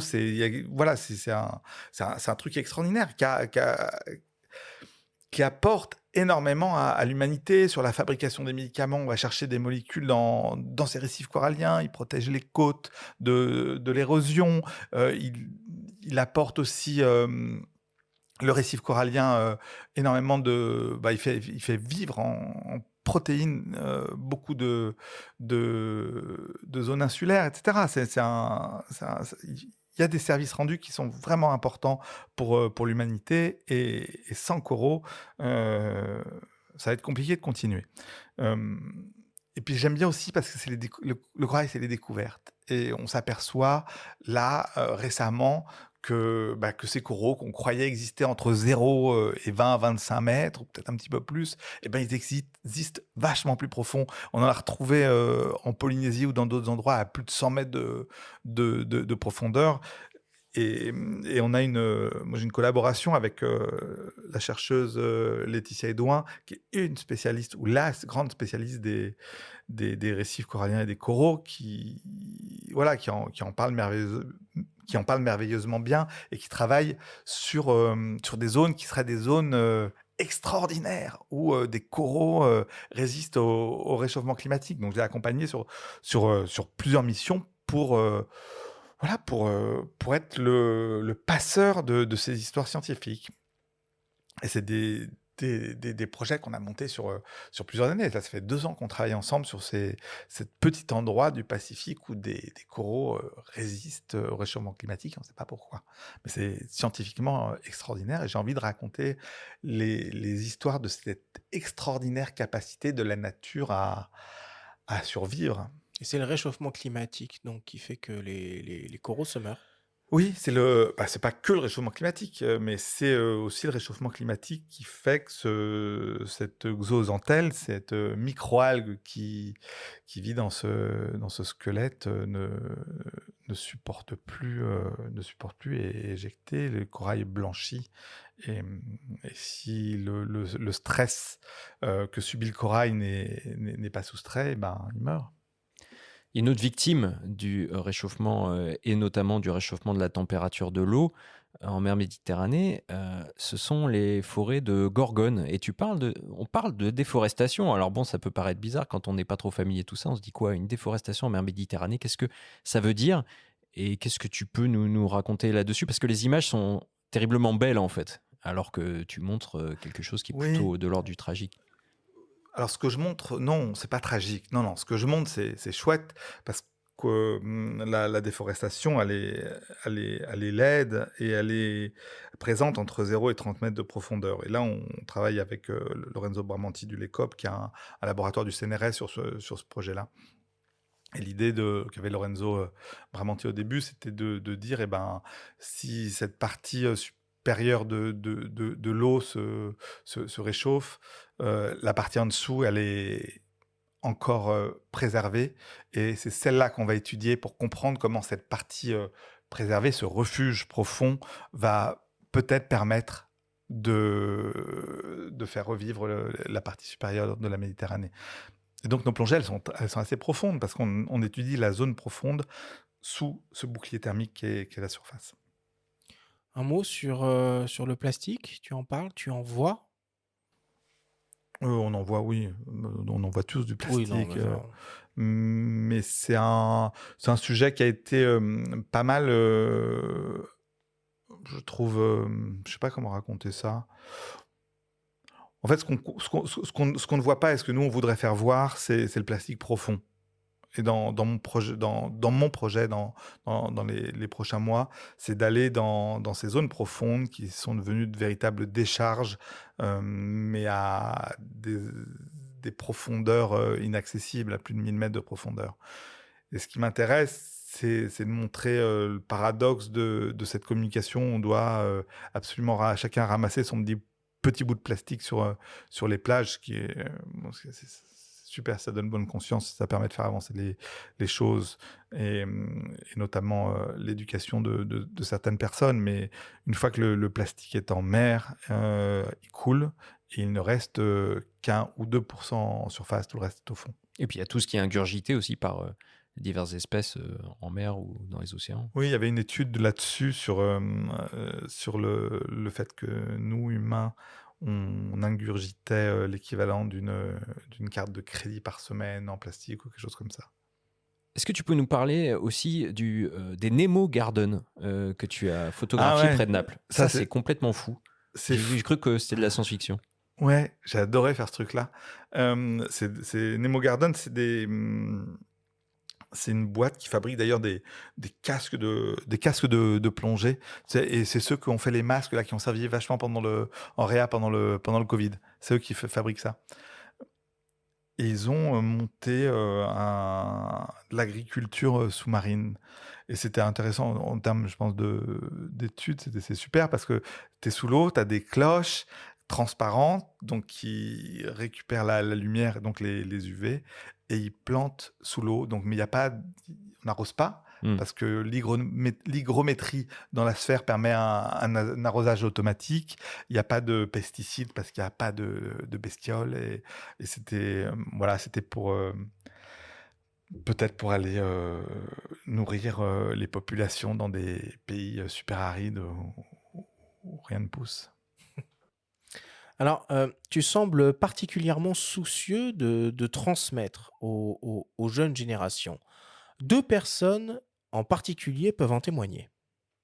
Ces expéditions et ces voyages, ça remonte à plusieurs années et à mon enfance, en fait, tout simplement. Parce que j'ai commencé assez tôt à partir avec lui sur des voyages qui étaient loisirs au début. Puis là, ça se professionnalise un petit peu. Et j'ai toujours eu accès, du coup, avec lui, à ses côtés, à ce monde marin. Et il m'a toujours montré les photos qu'il faisait. J'en ai fait pas mal avec lui. Et là, il est en train, justement, de m'apprendre à en faire réellement. Cette notion de partage avec lui et de partage de son expérience, c'est juste incroyable. Cette faculté, en fait, à me transmettre cette passion qui est juste exceptionnelle. Moi, il me raconte ses expéditions depuis que je suis toute petite. Dès qu'il rentrait à la maison, c'était la première chose qu'il faisait. Il venait, il me racontait comment ça se passait. Et moi, dans mes yeux de petite fille, ça me faisait juste rêver. Ça semblait incroyable et ça semblait extrêmement lointain, en fait, loin de ma réalité à moi. Et là, j'ai l'opportunité de pouvoir partir avec lui et de pouvoir voir ça de mes propres yeux. Ça rend son travail beaucoup plus réel. J'ai beaucoup plus conscience de ce qu'il fait, vraiment. Des côtés magiques, mais aussi des côtés très durs du métier. Alors pour moi, Alexis, c'est pas uniquement un photographe sous-marin extrêmement talentueux. C'est aussi, je pense, un mentor à mes yeux. Alors je pense pas lui avoir déjà dit, mais de tous les photographes animaliers que j'ai eu la chance de rencontrer dans ma vie, Alexis, c'est vraiment le seul qui m'a tendu la main, qui m'a donné énormément de conseils pour progresser, pour m'améliorer, pour comprendre aussi les rouages du métier. C'est quelqu'un d'extrêmement généreux. Et pour ça, je le remercierai vraiment jamais assez. C'est un luxe de pouvoir compter sur une personne comme lui quand j'ai des questions. Et je conseille d'ailleurs à tous les photographes qui veulent se lancer un jour d'avoir quelqu'un qui, comme Alexis, a 30 ans de métier derrière lui, pour lui donner des astuces, pour lui donner des conseils. Et en plus de ça, pour le motiver à continuer, à essayer, à tenter dans la photo, à se donner les moyens et à rêver. Parce que Alexis, c'est aussi ça que j'adore chez lui, c'est qu'il ne fait pas juste de la photo pour faire de la photo, c'est quelqu'un d'extrêmement passionné. Et ça se ressent, et c'est tout de suite pour ça, je pense que ça a matché avec lui. Parce qu'il a dû peut-être voir en moi aussi quelqu'un qui aimait la nature profondément et qui avait juste envie de partager ses rencontres au plus grand nombre. Alors la jeunesse est représentée dans cette capsule par ta fille, Malua Rosenfeld, et le photographe animalier terrestre Hugo Ebb, que l'on a reçu il y a quelques temps également à ses micros pour une émission au coin du feu. Ça te fait quoi d'écouter leur témoignage? Ouais, j'adore. C'est super touchant. Ça me fait super vieux. Mais bah oui. Mais on sent que la transmission, c'est important pour toi. En fait, c'est la base. C'est-à-dire que soit tu fais un travail hyper égocentré et ça n'a pas de... Mais pourquoi pas? Et ça n'a pas d'utilité. Soit tu décides, et moi, c'est mon souhait d'embarquer du monde. Ou de l'offrir, parce qu'en fait, voilà, j'ai rien à garder. Et Hugo, on s'est rencontrés sur l'émission du WWF, sur le Blue Panda, le navire du WWF. Donc c'était super. C'était super. Il était voilà. Tout son projet sur le rorqual commun qui a été vu Bah des millions de fois sur YouTube. Oui, c'est génial. Ce qu'il a fait, c'est génial. C'est génial. Il a fait ça tout seul. Et c'est courageux. Et il était jusqu'au bout. Puis là, il en prépare un second. Et puis en même temps, il fait ses photos. Et puis il fait marcher ses réseaux sociaux qui cartonnent. Voilà, j'admire cette. Ouais, c'est un super relais. Quel genre de conseil tu pourrais donner à un jeune photographe qui aurait envie de se lancer dans la photographie sous-marine? Il faut être un bon photographe, il faut être un bon plongeur, il faut être un peu des deux. Est-ce qu'il y a un petit chemin ou un petit parcours Non, à il faut avoir respecter? envie. Il faut avoir envie. Il faut prendre le temps. Et j'en ai pas de conseils, en fait. Il y a une part de chance qui est évidente, voilà, d'apprentissage technique. Oui, il faut être un bon plongeur, ça c'est sûr, parce que là je vois, on écoutait Malou qui m'accompagne maintenant sur les missions, qui apprend. Elle a quel âge? Malou, elle a 20 ans. Elle a 20 ans, elle apprend, elle a pris ses premiers appareils photo là sous l'eau pour essayer. Elle va faire là sur les années qui viennent plus, je pense, de la lumière et s'armer en plongée sous-marine, ce qui est nécessaire. Mais moi, ce qui m'intéresse chez un jeune photographe ou chez une personne qui veut commencer ce métier, c'est voilà, qu'il sécurise, qu'il apprenne correctement à comprendre son environnement, à comprendre la lumière, à être attentif aux animaux, à être attentif à la biologie. Approche naturaliste, en fait. Oui, c'est une approche naturaliste, mais qui est extraordinaire. On a le temps. Est-ce que tu as des projets en cours en dehors de la grande migration du vivant? Il y a un projet qui débute là pour pas mal d'années, justement, avec Malou, qui s'appelle Un océan en héritage. Et notre idée avec Malou, c'est qu'elle rejoigne l'équipe et qu'elle raconte, elle, ce que moi je suis pas capable de faire, c'est-à-dire de s'adresser à cette jeune génération. Elle a 20 ans, elle a les codes, moi j'ai les codes pour les vieux.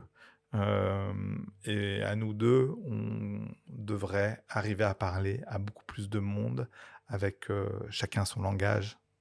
Et t'as un bouquin qui sort, non, aussi? Ah ouais? Paraît-il. J'ai oublié. Oui, c'est une rencontre, ça. C'est une rencontre géniale. J'ai rencontré une super bande de nanas. C'est les éditions Marie-Claire. Et on a décidé de faire un livre ensemble sur les océans qui sort là ces jours-ci aux éditions Marie-Claire. Bon. Merci Alexis d'avoir partagé tout ça avec nous. Merci à vous. On passe à la suite.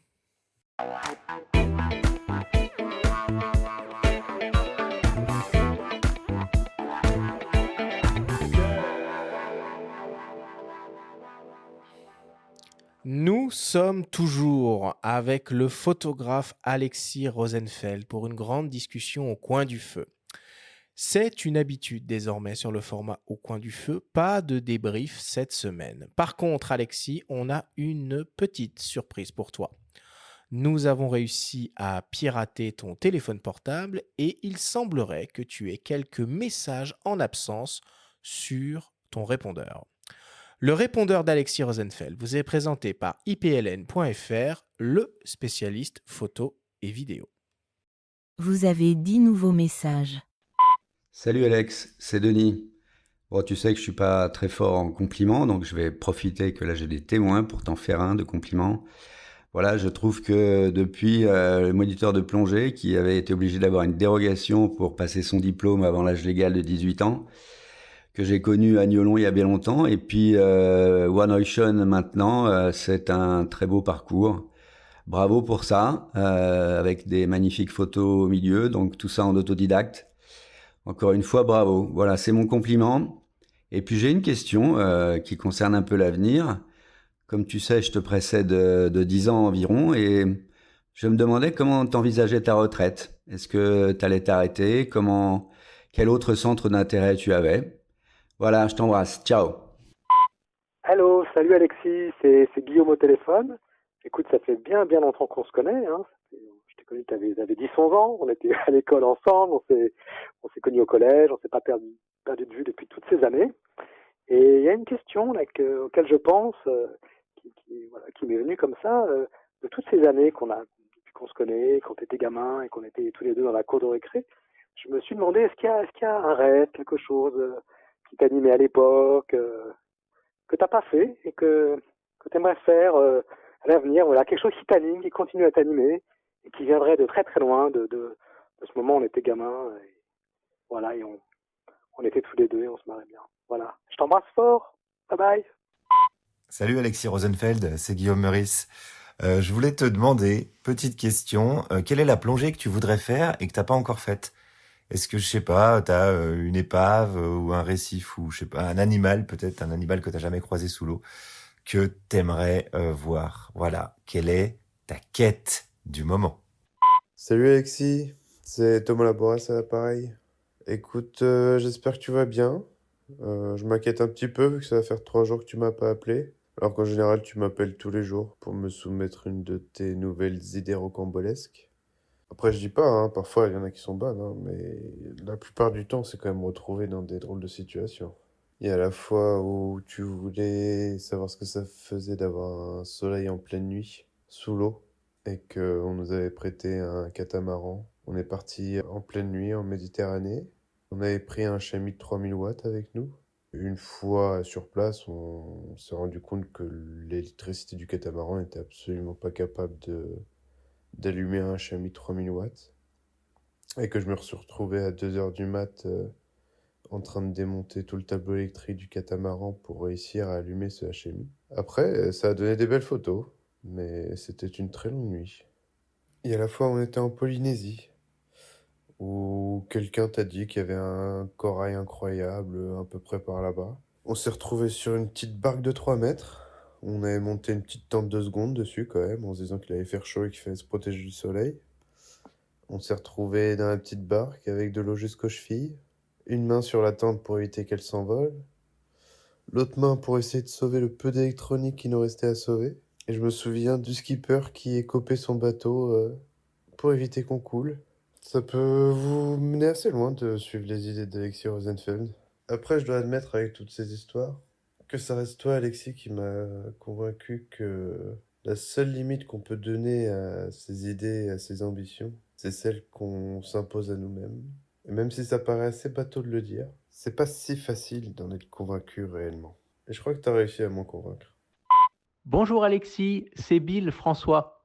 J'espère que tu as bien récupéré tes bagages d'Afrique du Sud. Et j'avais une question pour toi.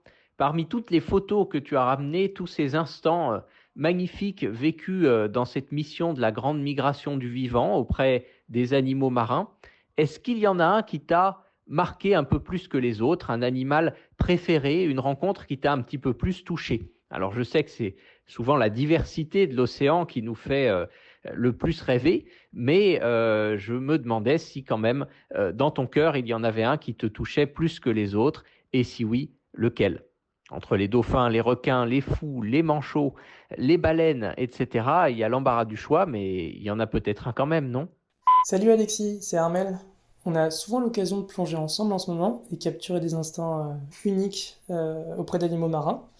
Et je me demandais à quoi tu penses sous l'eau quand tu veux faire une image. Est-ce que c'est être au bon endroit au bon moment, raconter une histoire, être impeccable au niveau technique, un mélange d'un peu tout ça? À très vite.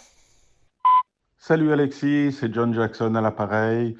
Je sais qu'en ce moment, tu es en train de préparer des missions pour plonger très profond dans les abysses et pour lequel tu as développé une caméra et un caisson, une caméra Sony Burano dans un caisson. J'avais une question pour toi. Qu'est-ce que tu espères trouver dans ces profondeurs abyssales? Est-ce que tu es à la quête de 20 milieux sous les mers, comme dans ta jeunesse? À bientôt. Salut. Salut Alexis. Depuis qu'on s'est connus il y a 30 ans, presque plus, je t'ai connu comme un photographe passionné de la technologie, passionné de l'industrie sous-marine, je dirais, des sous-marins, des ROV, des moyennes qui à l'époque étaient futuristiques. Et aujourd'hui, je vois tes photos plutôt sur la nature, plutôt sur les écosystèmes. Et alors, qu'est-ce que je me demande, c'est possible d'utiliser ta culture que tu as fait dans les années 90 avec la narration de ce qui se passe aux écosystèmes marins aujourd'hui. Salut Alex, c'est Hugo. Je voulais te faire un petit message juste pour te remercier d'un truc que tu m'as dit il y a un petit moment déjà et qui vraiment m'avait mis sur le cul. C'est que toi, grand photographe sous-marin, animalier, qui part des semaines et des semaines en pleine mer pour essayer d'obtenir tes clichés, tu as réussi à rassurer un jeune photographe qui débutait et qui avait soif de faire des photos et des films en pleine mer, mais qui avait le mal de mer. Et je t'avoue que c'était très dur pour moi les premières semaines que j'ai fait en mer et même celles qu'on suivit, parce que mon mal de mer me faisait tout remettre en question et je me disais, est-ce que c'était vraiment fait pour moi ce métier? Et c'est là que j'ai eu la chance de discuter avec toi et tu m'as littéralement dit que toi, tu avais tout le temps le mal de mer. À chaque fois que tu partais en mission, tu avais le mal de mer. Et bah vraiment, ça a fait un choc pour moi parce que comment tu peux être photographe sous-marin qui fait tout en mer et avoir le mal de mer? Et ça m'a énormément rassuré. Tu m'as donné plein d'astuces comme couper un scopoderme en deux pour être pas trop shooté mais être bien quand même. Et bah figure-toi que j'ai testé là récemment et ça fonctionne. Bah juste merci énormément Alex. Et voilà, je t'embrasse et on se voit bientôt. Ciao. Fin de vos nouveaux messages. C'est cool, hein? Waouh, waouh. Une belle brochette, mais il y a beaucoup de questions en suspens.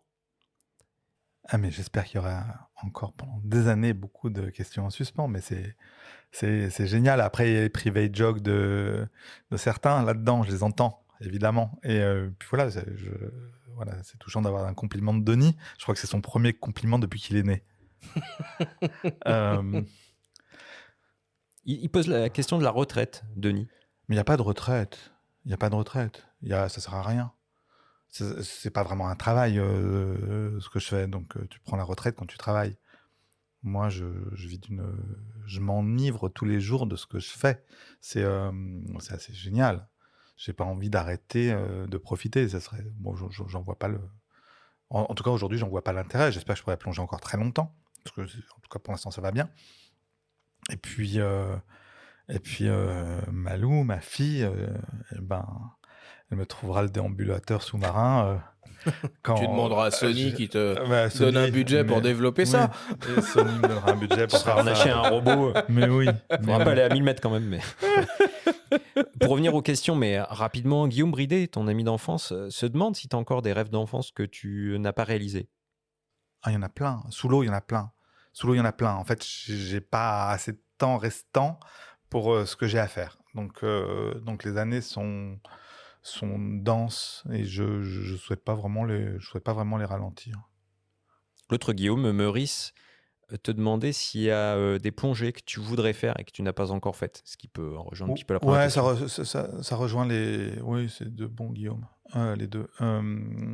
Oui, je pense que cette caméra qui arrive d'ailleurs, cet appareil photo profond, 1000 mètres, 3000 mètres, ça va nous amener sur un travail intéressant pour aller capturer des choses complètement folles, j'espère. Et j'y réfléchis vachement. Mais je pense au calamar géant. Je veux faire ça, ça me passionne.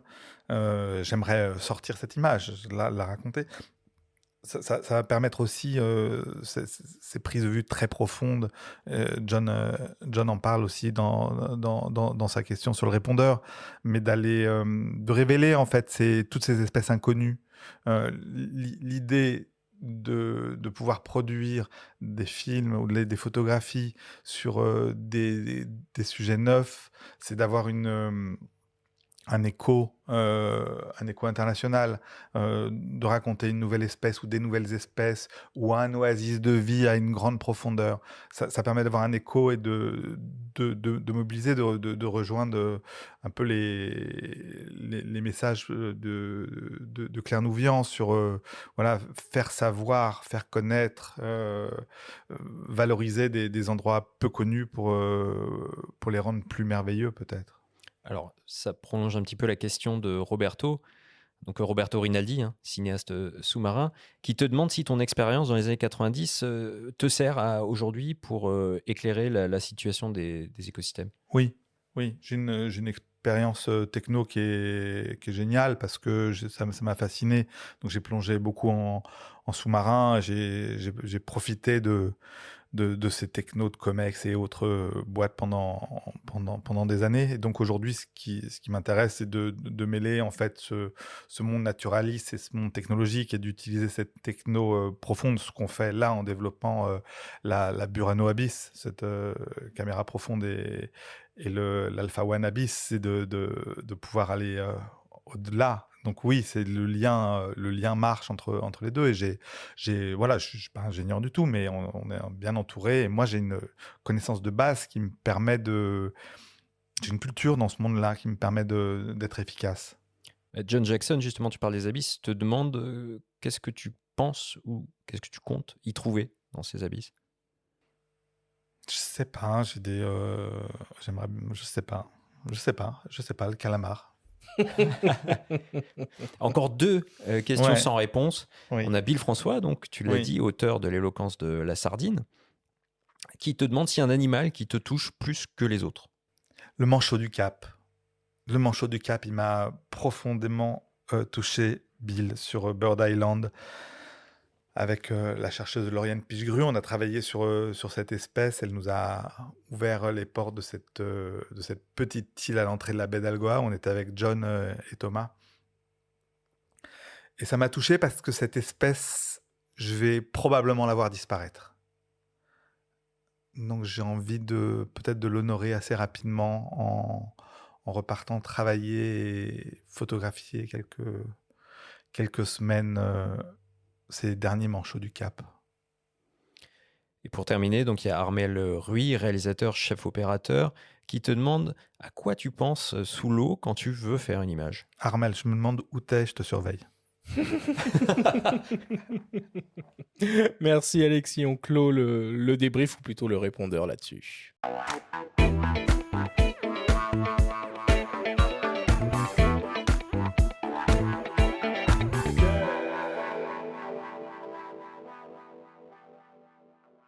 Il est temps d'attaquer la dernière partie de cette émission avec le traditionnel quiz.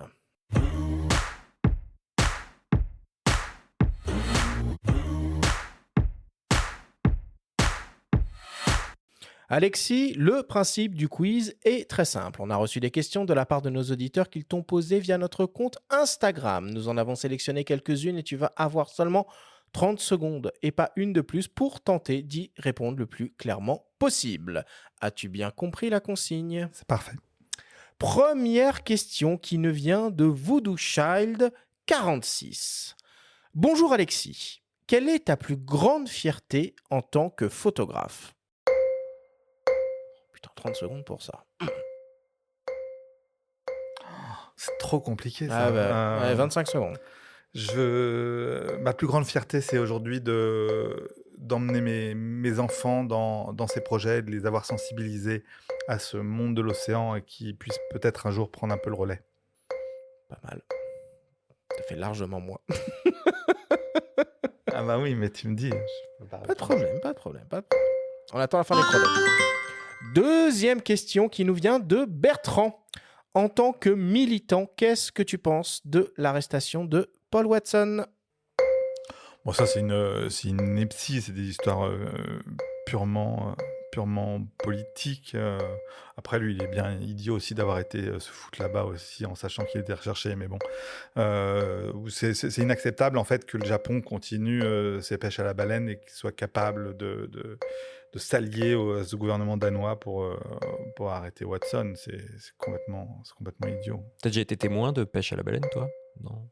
Moi, j'ai été témoin une fois de pêche à la baleine, mais de pêche locale. Troisième question qui nous vient de Alice33. J'ai vu pas mal de vos photos prises avec l'Alpha One sur le site de Sony. Le fait d'avoir autant de pixels, est-ce que ce n'est pas un souci sous l'eau quand la lumière manque ? Non, Alice, avoir autant de pixels, c'est un sacré avantage sous l'eau parce que sous l'eau, on a un petit défaut technique, c'est nos angles flous. Et avec le hublot, les hublots, les angles sont souvent pas top et on croppe souvent un petit peu les photos pour améliorer la définition dans les angles. Effectivement, ça, c'est quelque chose qu'on apprend. Pourtant, on en a reçu des photographes sous-marins. 4e question qui nous vient de David. Qu'est-ce que ça fait comme effet de retrouver des éléments du P38 de Saint-Exupéry si longtemps après? Quand j'en parle aujourd'hui encore, c'est quelque chose de touchant et c'est quasi inaccessible dans l'esprit de quelqu'un. Il y avait peu de découvertes à faire exceptionnelles. Il y avait l'Atlantide, il y avait le trésor de Rommel et Saint-Ex. Et grâce à Deleuze, au pote Luc Vanrel, on a vécu une histoire sublimissime. 5e question qui nous vient de Lilou. J'aimerais me former à la photographie sous-marine et je voudrais savoir quelle est la principale difficulté. Est-ce que c'est la technique ou la composition quand on plonge très loin? Alors Lilou, le plus compliqué, oui, au début c'est la plongée d'abord. Il faut avoir un petit niveau en plongée pour être à l'aise et pouvoir se consacrer pleinement à son équipement. Et ensuite la technique, ça demande quelques plongées. On a compris que tout n'était pas réussi au début. Non, au début c'est compliqué et surtout il faut persévérer Lilou parce qu'au début c'est chaud quoi. En matos, on commence avec un petit compact étanche, c'est déjà très bien. Oui, c'est très bien. Ouais. Ok. Et enfin pour terminer, une question de mes soins, une question qui tue. Question qui est très simple cette semaine, Alexis. Abyss ou le Grand Bleu? Ça, c'est pas cool. Ça, c'est pas cool. Prends ton temps. Enfin, pas trop quand même. Je resterai sur le Grand Bleu. Sur le Grand Bleu parce que ce sont les copains qui ont fait le film, déjà qui ont filmé. Et ils ont imaginé des techniques géniales. Ils ont filmé la nuit pour reproduire les profondeurs où Jacques et Enzo vont toucher les records, etc. Et puis voilà, c'est l'équipe de Christian Petron, le légendaire Christian Petron, et de Cinémarine, et bravo à lui. Est-ce que justement, avec les moyens d'aujourd'hui, on pourrait pas faire un remake, comme on dit? Ça mériterait pas de le refaire, ce film, ou du moins ce type de film? Ah oui, non, on pourrait faire plein de films sous l'eau, oui, des histoires extraordinaires. Celle-là, non, je pense qu'elle a été faite par Besson de manière absolument sublime, absolument sublime. C'est juste un conte incroyable et c'est une ode à l'apnée. Merci Alexis.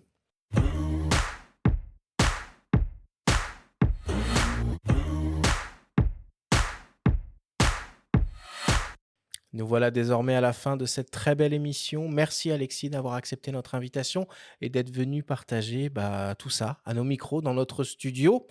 L'actualité pour toi en ce moment, déjà peut-être, si les gens veulent venir te voir, t'entendre et te parler, ça se passera au Salon de la Photo, c'est ça? C'est ça, au Salon de la Photo, le samedi sur le stand Sony, le dimanche dans l'amphithéâtre Boris Vian. Ça sera au mois de novembre aussi au festival de Montier-en-Der où tout le monde est absolument bienvenu. Et samedi, encore le week-end du Salon de la Photo, au festival Atmosphère en fin d'après-midi. Bon. Et à part ça, qu'est-ce qui t'anime en ce moment? Quelles sont les actualités d'Alexis Rosenfeld? Ça, il y en a beaucoup déjà là, ça suffit. Ok. Il a même oublié qu'il sortait un livre. Oui, c'est vrai, oui. Voilà, ce livre aux éditions Marie-Claire, Océan. 25 regards de femmes. Voilà. Parfait. La semaine prochaine, on va parler technique et on va s'intéresser à la technologie du Pixel Shift qui permet entre autres de réaliser des photos en ultra haute définition. Nous recevrons pour l'occasion le photographe et formateur spécialisé dans la gestion des couleurs et visites virtuelles Arnaud Frisch. Merci à tous de nous avoir écoutés. Prenez soin de vous et on se retrouve la semaine prochaine.